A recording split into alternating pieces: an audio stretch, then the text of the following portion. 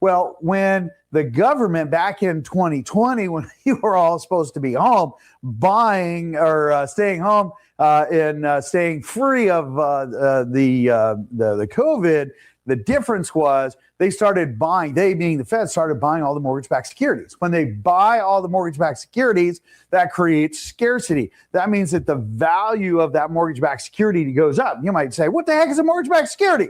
Super simple. Mortgage-backed securities are when you have your Chase Bank, you have Bank of America, you have Qualistar Credit Union, you might have Harborstone Credit Union, you might even have Boeing Employees Credit Union. They're all writing these mortgages.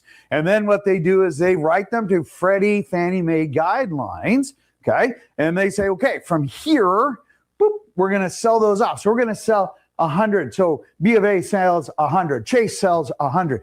BECU sells 100. Qualistar Credit Union sells 100. And then Freddie, Fannie, they buy all those up.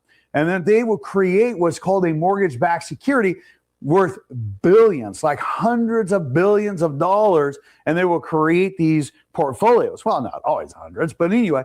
And then they will sell them out on the open market. So your insurance company that needs a guaranteed rate of return, or your retirement, wants to get a guaranteed return. So a retirement fund will go and they will buy these mortgage-backed securities because it's that guaranteed rate. And you say guarantee, well, the likelihood of all those people failing to pay their mortgage is super low. So it's a mitigated risk for a guaranteed return. Well, when they sell those out on the open market, if the feds come in and they buy them all, that creates scarcity. That means the price goes up.